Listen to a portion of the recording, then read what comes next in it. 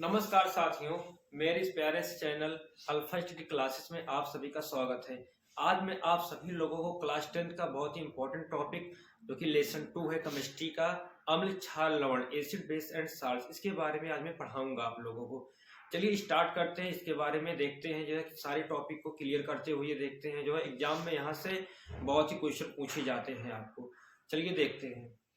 यहाँ पे चैप्टर हमारा है अम्ल क्षारक तथा लवण। तो सबसे पहले वन बाय वन यहाँ पे हम अम्ल के बारे में जानेंगे कि अम्ल क्या होता है, अम्ल कहाँ पाया जाता है, इसके गुण कैसे होते हैं, कैसे पहचानेंगे कि अम्ल क्या है। चलिए सबसे पहला टॉपिक हम लोग यहाँ पे ले लेते हैं अम्ल। अंग्रेजी में इसको एसिड्स बोलते हैं। पहले आपको बता देता हूँ अम्ल के बारे में। अम्ल ऐसे पदार्थ है जो स्वाद में खट्टे होते हैं, ठीक है। दूसरा ये है, इनको जल में घोलने पर ये आयनित हो जाते हैं और H+ आयन देते हैं। और इनको पहचान करने का तरीका एक है लिटमस पेपर से। अम्ल जो है नीले लिटमस को लाल कर देता है। तो हमें ये भी समझना चाहिए लिटमस पेपर क्या होता है। देखिए, लिटमस एक पेपर है। पेपर हमेशा जो है लकड़ी से बनाया जाता है। तो लिटमस जो है एक लीचेन नाम का पौधा होता है, उसकी लकड़ियों से पेपर जो बनाया जाता है उसको कहते हैं लिटमस पेपर, ठीक है। याद रखिएगा और इसको लिख लीजिएगा अपनी कॉपी में सभी लोग, जो है कि अम्ल जो है नीले लिटमस को लाल कर देता है और जो लिटमस पेपर होता है ये लीचेन नामक पौधे से प्राप्त किया जाता है, ठीक है। चलिए अम्ल की परिभाषा देखते हैं। इसमें 3 टॉपिक आपको मिलेंगे अम्ल की परिभाषा में। अम्ल ऐसे पदार्थ हैं स्वाद में खट्टे होते हैं।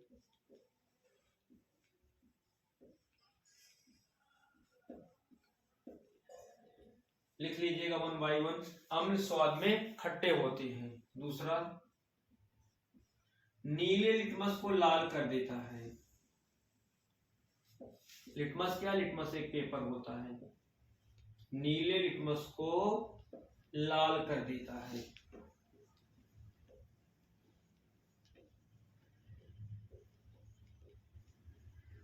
तीसरा टॉपिक,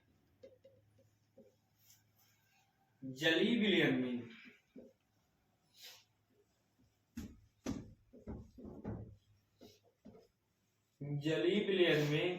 H+ आयन देता है।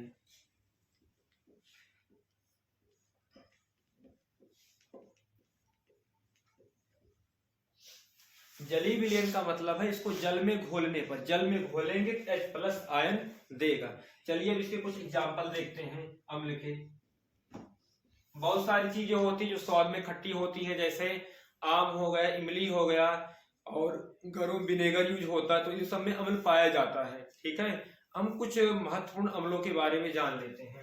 जैसे पहला अम्ल हमारा हो गया HCl, इसको बोलते हैं हाइड्रोक्लोरिक अम्ल, HCl। HCl देखिए हमारा जो मानव शरीर है कि इनकी अमाशय में HCl पाया जाता है, ठीक है। ये HCl हमारे भोजन को पचाने में सहायता करता है पेट के अंदर में। दूसरा हमारा H2SO4,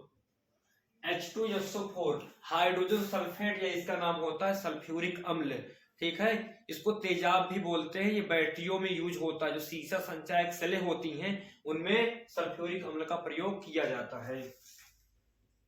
उसके बाद हमारा है नाइट्रिक अम्ल HNO3।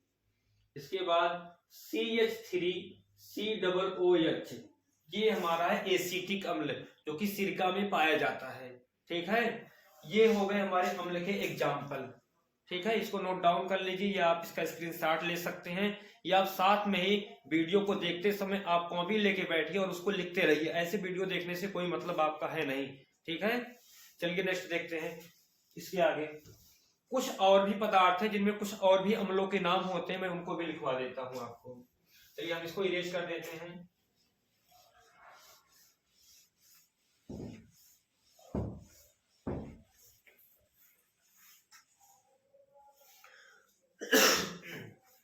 एक होता है साइट्रिक अम्ल। साइट्रिक अम्ल साइट्रिक अम्ल पाया जाता है साइट्रस फल में।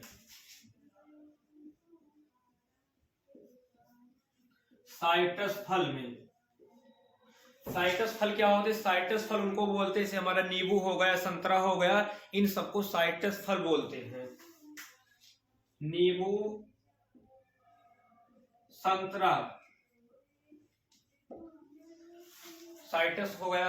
उसके बाद होता है हमारा टार्टेरिक अम्ल।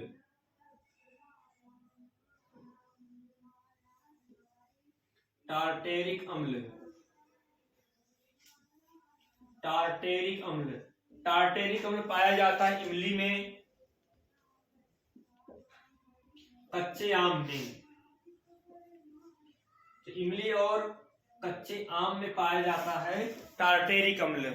उसके बाद आगे देखते हैं और भी कुछ अम्ल होते हैं, जैसे हमारा दही में लैक्टिक अम्ल पाया जाता है। लैक्टिक अम्ल, लैक्टिक अम्ल एग्जाम में पूछता है कभी कभी, लैक्टिक अम्ल कहाँ पाया जाता है? तो दही में और खट्टे दूध में। दूध अगर ज्यादा देर तक रखा गया है, दूध में खट्टापन आ जाता है, जो खट्टापन होता है वो लैक्टिक अम्ल के कारण होता है। ठीक है, आगे देखते हैं ऑक्जेलिक अम्ल।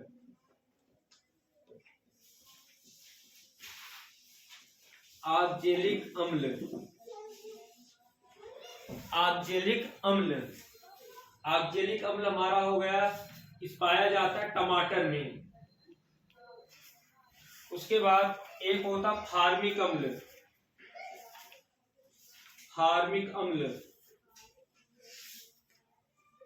ये फार्मिक अम्ल पाया जाता है चींटी के डंक में, चींटी या नेटल का डंक, चींटी के डंक में। चींटी के कभी भी काटने पे जलन होती है वो फार्मिक अम्ल के कारण होती है, क्योंकि चींटी जब काटती है तो आपकी बॉडी में जो है फार्मिक अम्ल को छोड़ देती है, उसी के कारण आपको जलन का अनुभव होता है। ठीक, उसके बाद एक एसिटिक अम्ल भी होता है, जिसका फार्मूला अभी लिखवाया था CH3COOH। एसिटिक अम्ल, एसिटिक अम्ल, एसिटिक अम्ल पाया जाता है सिरका, जिसको विनेगर बोलते हैं। घरों में अचार में या कुछ बनाने में सिरका का यूज होता है, तो एसिटिक अम्ल पाया जाता है सिरका में, विनेगर में। इसको नोट डाउन कर लीजिए आप लोग जल्दी से। चलते हैं हम लोग अगली टॉपिक की तरफ जो है, अब इसको भी रेज कर दे रहे हैं। ओके,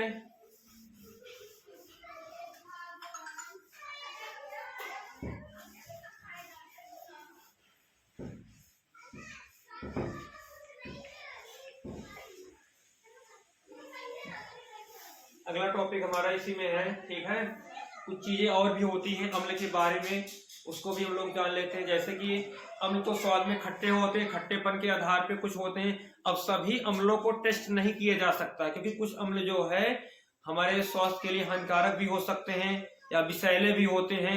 तो उनको जांच करने के लिए क्या है, लिटमस पेपर है, या तो उनको जल में घोलेंगे, अगर वे H+ आयन दे देंगे तो हमें पता चल जाएगा ये क्या है, अम्ल है।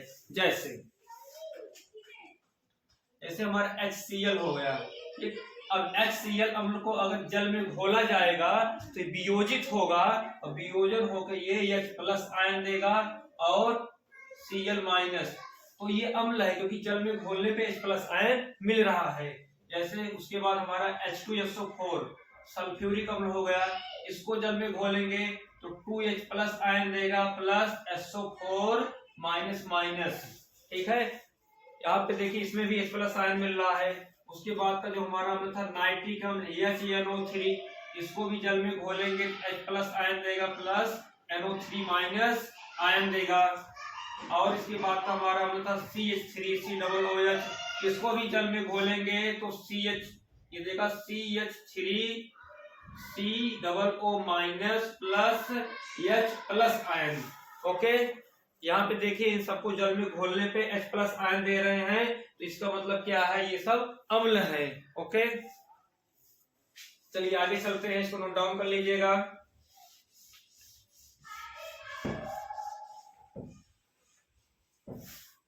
बात आती प्रबल अम्ल और दुर्बल अम्ल की। देखिए जो प्रबल और दुर्बल का मतलब प्रभाव के ऊपर है। जो अम्ल ज्यादा पावरफुल होंगे उनको बोलेंगे प्रबल अम्ल, जो कम प्रभावकारी होंगे उनको बोलेंगे दुर्बल अम्ल। जैसे प्रबल अम्ल,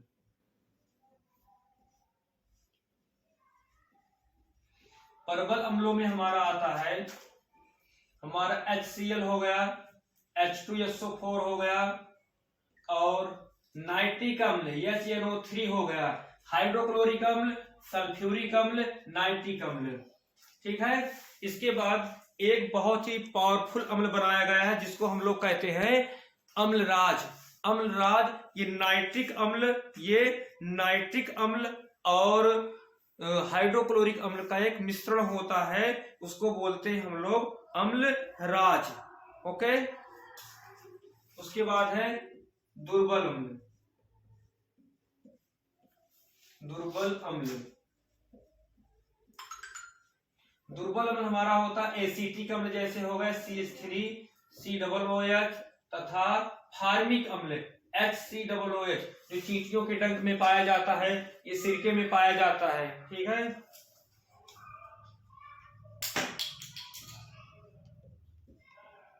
उसके बाद लिख लीजिएगा अम्लराज। अम्लराज, इसको एक्वारेजिया भी बोलते हैं। ये बहुत ही पावरफुल अम्ल होता है, इसमें कोई भी चीज डाल दी जाए तो गल जाती है, यहां तक लोहा भी इसमें डाल दी जाए तो भी पिघल जाएगा। ये बनता है जो है HCl और HNO3। ठीक है। हाइड्रोक्लोरिक अम्ल और नाइट्रिक अम्ल को मिला करके इसको बनाया जाता है। हाइड्रोक्लोरिक अम्ल और नाइट्रिक अम्ल को मिला करके अम्लराज बनाया जाता है।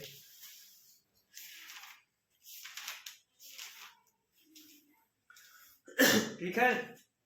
और इनकी मात्राएं फिक्स होती हैं, इनकी मात्राएं भी फिक्स होती हैं। जैसे इनको 3:1 के अनुपात में मिला करके बनाया जाता है।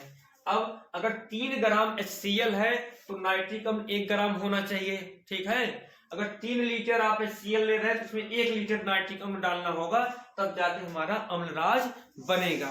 ओके। अम्लराज बहुत ही इंपॉर्टेंट है, एग्जाम में काफी बार पूछा भी गया अम्लराज किसको कहते हैं। नोट डाउन कर लीजिएगा। प्रबलम, दुर्बलम, ये अम्लराज हो गया। ठीक है। चलिए अगले टॉपिक देखते हैं। बात आती है सांद्र अम्ल और तनु अम्ल की। सांद्र अम्ल क्या होता है, तनु अम्ल क्या है। सांद्र अम्ल तथा तनु अम्ल। सांद्र अम्ल को बोलते हैं कंसंट्रेट एसिड और तनु अम्ल है डाइल्यूट एसिड। सांद्र अम्ल क्या होता है, सांद्र अम्ल का ये मतलब है ऐसा अम्ल जिसमें पानी की मात्रा कम हो। पानी की मात्रा अगर कम होगी तो उसको सांद्र अम्ल बोलेंगे, पानी की मात्रा ज्यादा होगी तो तनु अम्ल बोलेंगे।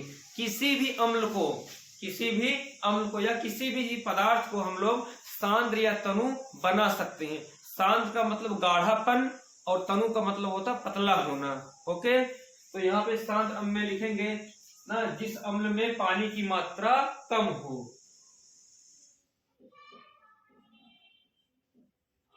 पानी की मात्रा कम हो, पानी की मात्रा कम होगी तो उसको कहेंगे सांद्र अम्ल। और पानी की मात्रा अधिक है, जल की मात्रा अधिक हो तो उसको बोलेंगे तनु अम्ल। नोट डाउन कर लीजिए यहाँ पे सांद्रम और तनु अम्ल। सांद्र और तनु का मतलब समझते रहिएगा। सांद्र का मतलब है जिसमें पानी की मात्रा कम हो यानी गाढ़ापन हो, और तनु अम्ल का मतलब है पानी की मात्रा ज्यादा हो। ओके।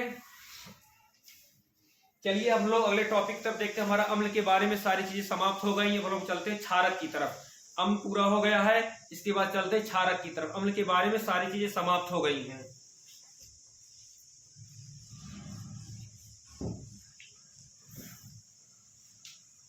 दूसरा टॉपिक है हमारा क्षारक, इंग्लिश में कहते हैं बेसिस। चलिए देखते हैं इसके बारे में ये क्या होता है। क्षारक हमारे ऐसे पदार्थ हैं जो स्वाद में कड़वे होते हैं। क्षारक हमारे ऐसे पदार्थ हैं जो स्वाद में कड़वे होते हैं और ये लाल लिटमस को नीला कर देते हैं। सेम अम्ल का उल्टा, ये लाल लिटमस को नीला कर देते हैं और इनको जल में घोलने पर OH माइनस आयन देते हैं। ठीक है, जो हमारा अम्ल था अभी आपको पढ़ाया मैंने कि अम्ल को जल में घोलते हैं तो H प्लस आयन देता है, लेकिन क्षारक को जल में घोलेंगे तो OH माइनस आयन देगा। चलिए इसके बारे में 3 टॉपिक है ना, 3 पॉइंट है, तीनों पॉइंटों को आप नोट डाउन कर लीजिएगा। सबसे पहला, स्वाद में कड़वे होते हैं, स्वाद में कड़वे होते हैं। दूसरा, लाल लिटमस को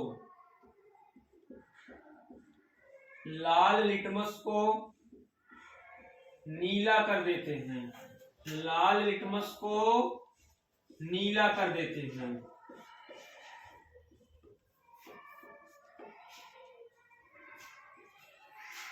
तीसरा पॉइंट,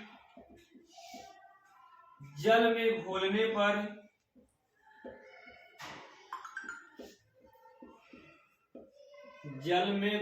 पर OH माइनस आयन देते हैं। इनको जब भी जल में घोला जाएगा तो ये OH माइनस देंगे। ओके, एग्जाम्पल देख लेते हैं।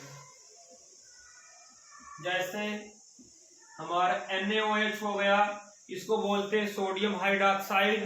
दूसरा हो गया KOH, इसको बोलते हैं पोटेशियम हाइड्रोक्साइड। इसके बाद हो गया हमारा CaOH का होल ट्वाइस, इसको बोलते हैं कैल्शियम हाइड्रोक्साइड या बुझा हुआ चूना। ठीक, इनको अगर जल में घोला जाएगा, जैसे NaOH हो गया, इसको अगर जल में घोलेंगे तो Na प्लस आयन देगा, प्लस OH माइनस आयन देगा। KOH को जल में घोला जाएगा तो ये K प्लस आयन देगा, प्लस OH माइनस आयन देगा। उसके बाद हमारा CaOH का होल ट्वाइस है, इसको जल में घोलेंगे तो ये Ca प्लस प्लस आयन देगा, साथ में ही या OH 2OH माइनस आयन देगा। ठीक है, नोट डाउन कर लीजिए इसको। क्षारक के बारे में ये सारे पॉइंट जो है, स्वाद में कड़वे होते हैं, लाल लिटमस को नीला कर देते हैं, जल में घोलने पर OH माइनस आयन देते हैं। जैसे हमारा सोडियम हाइड्रोक्साइड, पोटेशियम हाइड्रोक्साइड और कैल्शियम हाइड्रोक्साइड हो गया। ठीक है, अब यहाँ पे हमने दिखा दिया कि इनको जल में घोलने पर कैसे ये OH माइनस आयन देते हैं। नोट डाउन कर लीजिएगा इस पॉइंट को आप लोग। और व्यवहारिक रूप में कुछ क्षारक का यूज होता भी है, जैसे जो है हमारा साबुन हो गया, नहाने का साबुन हो या कपड़ा धोने का साबुन, उसमें क्षारक का यूज होता है। और जैसे हमारा बेकिंग सोडा हो गया, जो खाने पीने की चीजों में या मैदा को जो है मुलायम बनाने के लिए उसमें मिलाया जाता है। बेकरी हो गई, बेकरी के जितने भी सामान बनते हैं आटा को फुलाने के लिए, उसमें जो है बेकिंग सोडा का यूज होता है। तो बेकिंग सोडा भी एक तरह का बेस होता है। चलिए अगला टॉपिक चलते हैं। अम्ल हो गया, क्षारक हो गया, अब हम लोग चलते हैं लवण के बारे में, साल्ट के बारे में।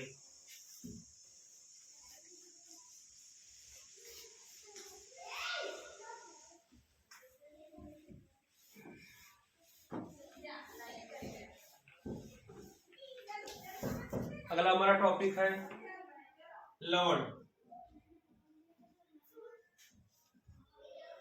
इसको कहते हैं साल्ट।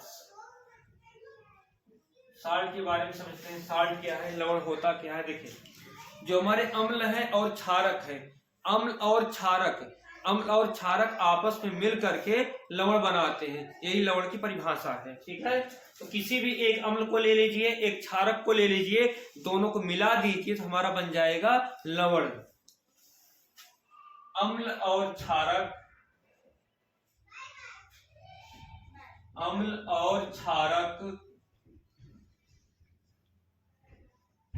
आपस में मिलकर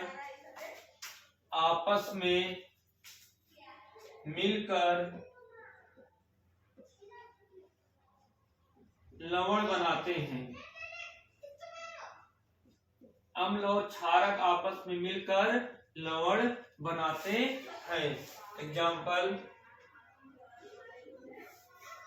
हमारा NaCl। NaCl का नाम सभी लोगों ने सुना होगा। NaCl को बोलते हैं सोडियम क्लोराइड। ये सोडियम क्लोराइड जो साधारण लवण होता है, जो नमक खाया जाता है, उसका फार्मूला यही है NaCl। और कुछ लवण हमारे हो गए, जैसे ब्लीचिंग पाउडर हो गया, CaOCl2, यह भी एक प्रकार का लवण है। सोडियम कार्बोनेट, यह भी एक प्रकार का लवण ही है। लवण है लेकिन इसमें क्षारीय गुण पाया जाता है। बेकिंग सोडा, उसमें भी क्षारीय गुण होता है लेकिन एक प्रकार का वो लवण है।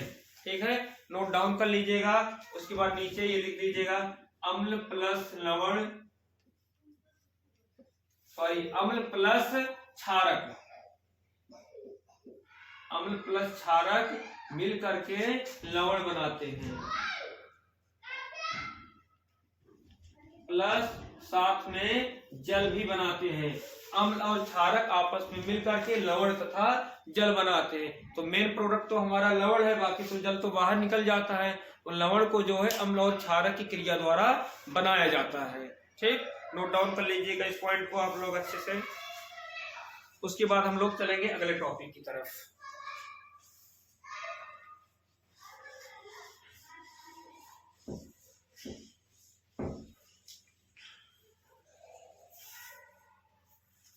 अगला टॉपिक हमारा है उदासीनीकरण अवक्रिया। बहुत ही इंपॉर्टेंट है उदासीनीकरण अवक्रिया। ये अवक्रिया क्या होती है?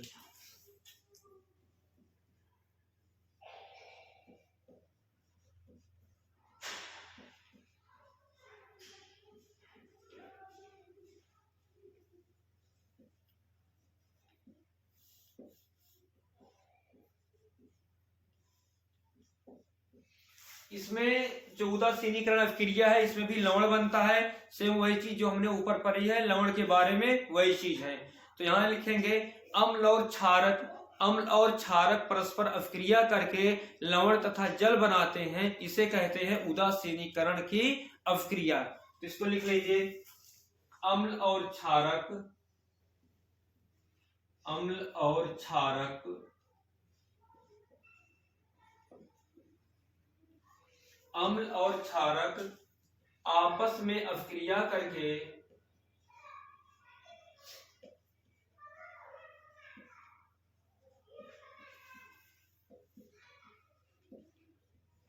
से न्यूट्रलाइजेशन भी बोलते हैं। अवक्रिया करके लवण तथा जल बनाते हैं।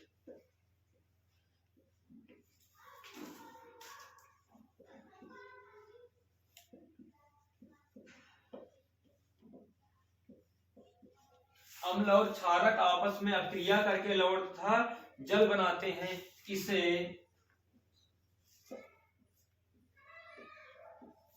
उदासीनीकरण की अवक्रिया कहते हैं।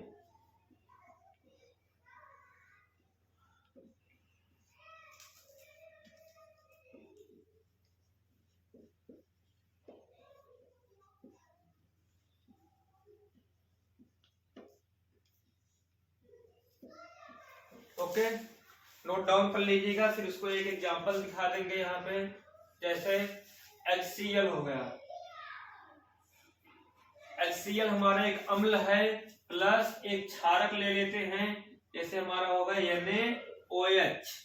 ठीक, अम्ल और क्षारक अवक्रिया करेंगे, देखेगा अभी लवण बनेगा और जल बनेगा।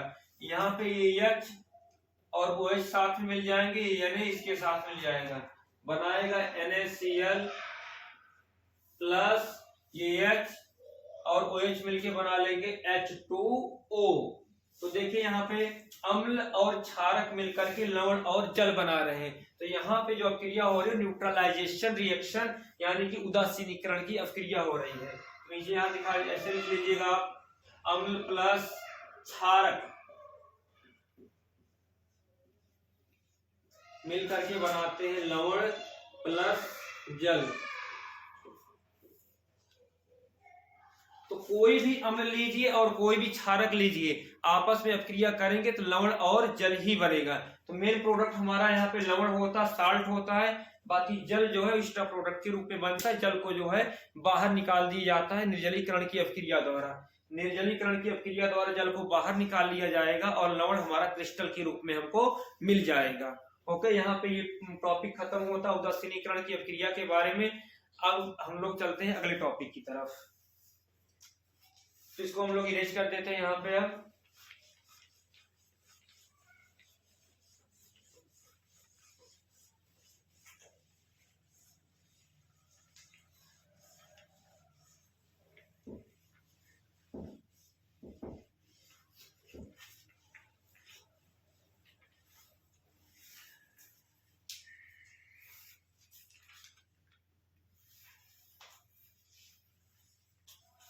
अब हम लोग चलते हैं अगला टॉपिक जो हमारा है सूचक के बारे में, जिसको कहते हैं इंडिकेटर।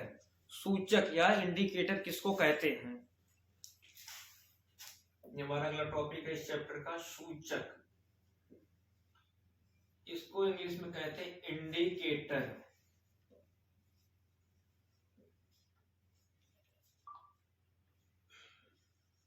इंडिकेटर्स सूचक है क्या? देखिए, इस अम्ल क्षार लवण वाले चैप्टर में सूचक का ये मतलब है कि सूचक वे पदार्थ होते हैं, सूचक वे पदार्थ होते हैं जो अम्ल या क्षार की पहचान कराते हैं। ठीक है, तो सूचक जो है एक इंडिकेटर जो होता है, इसका मतलब है ये बताएगा अम्ल है या क्षार है। इसको अगर हम किसी अम्ल में डुबाएंगे या किसी अम्ल में डालेंगे इनकी कुछ बूंदों को, ठीक है, तो उसका रंग बदलेगा या तो उसकी महक बदल जाएगी और उसी के द्वारा हम लोग पहचानेंगे ये अम्ल है या क्षारक है। ठीक है, ध्यान से सुनिएगा, सूचक को हम जब किसी अम्ल या क्षारक में डालेंगे उसका रंग बदल जाएगा या उसकी महक बदल जाएगी। इसको द्वारा हम लोग जो है अम्ल या क्षारक की पहचान करते हैं। तो चलिए इसकी परिभाषा लिख लेते हैं। सूचक वे पदार्थ हैं, सूचक में पदार्थ हैं, सूचक में पदार्थ हैं जो अम्ल या क्षारक की पहचान कराते हैं। सूचक में पदार्थ हैं जो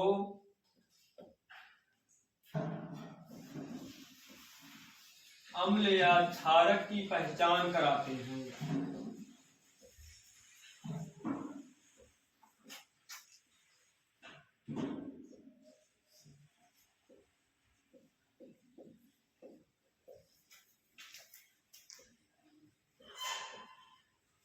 ओके, सूचक वे पदार्थ है जो अम्ल या क्षारक की पहचान कराते हैं। अब हम लोग कुछ प्रमुख सूचकों के बारे में जानेंगे। ठीक है, चलिए सबसे पहला सूचक जो हमारा है वो है हमारा लिटमस। सबसे पहला जो हमारा सूचक है वो है लिटमस।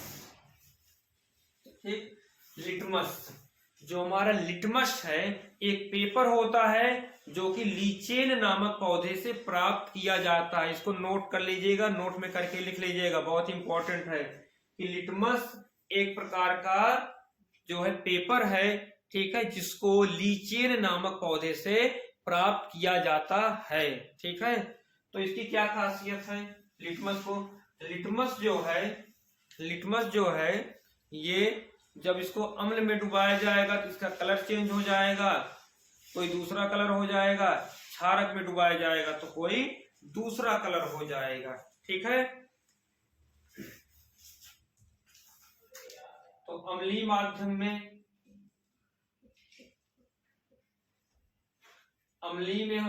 में क्या होगा?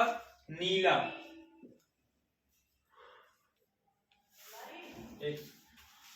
अम्लीय माध्यम में हो जाएगा ये लाल। अम्लीय माध्यम में ये लाल हो जाएगा। और उसके बाद हमारा क्षारीय माध्यम।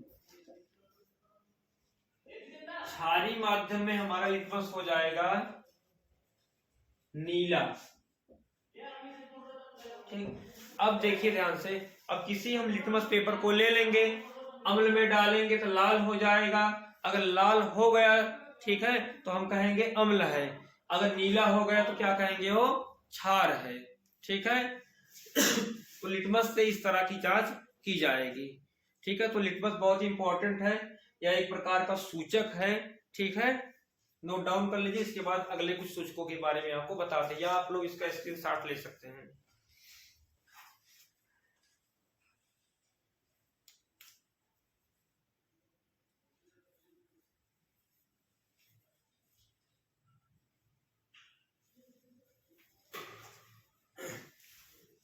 ओके, अब चलते हैं हम लोग अगले सूचक के बारे में। लिटमस हो गया पहला सूचक, ठीक है, याद रखना।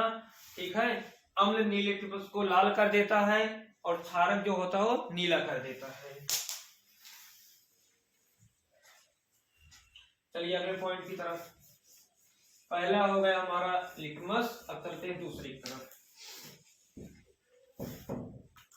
दूसरा हमारा है मेथिल ऑरेंज।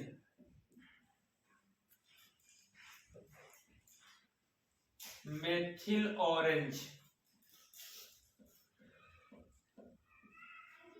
तो एग्जाम में अगर आ गया मेथिल ऑरेंज क्या है, मेथिल ऑरेंज एक सूचक है। मेथिल ऑरेंज एक सूचक है। अब इसके द्वारा अम्ल या क्षारक का पता लगाया जाएगा। मान लो किसी बोतल में है अम्ल रखा गया है, किसी बोतल में क्षारक रखा गया है, लेकिन हमको पता नहीं है कि कौन सा अम्ल है कौन सा क्षारक है। तो इसकी पहचान करने के लिए हम लोग परखनली में कुछ मात्रा में अम्ल या क्षारक जो भी है उसको डालेंगे और उसमें कुछ बूंदे मेथिल ऑरेंज की मिलाएंगे। ठीक है, मेथिल ऑरेंज की कुछ बूंदे मिलाएंगे। अगर वो गुलाबी हो गया, अगर उसका रंग गुलाबी हो गया तो हम लोग कहेंगे ये अम्ल है। ठीक है, परखनली में उस सलूशन को गिराएंगे और उसमें कुछ बूंदे मेथिल ऑरेंज की डालेंगे। अगर रंग गुलाबी हो गया कहेंगे अम्ल है। अगर उसका रंग पीला हो गया तो हम लोग कहेंगे ये क्षारक है। ठीक है, मेथिल ऑरेंज की कुछ बूंदों को उस सॉल्यूशन में डालेंगे। अगर गुलाबी रंग आया तो कहेंगे अम्ल है और अगर पीला रंग आया तो कहेंगे क्षारक है। चलिए अब दूसरा देखते हैं। पहला लिटमस हो गया, दूसरा मेथिल ऑरेंज हो गया, इसके बाद तीसरा फिनाफ्थलीन होता है। फिनाल्फ्थलीन,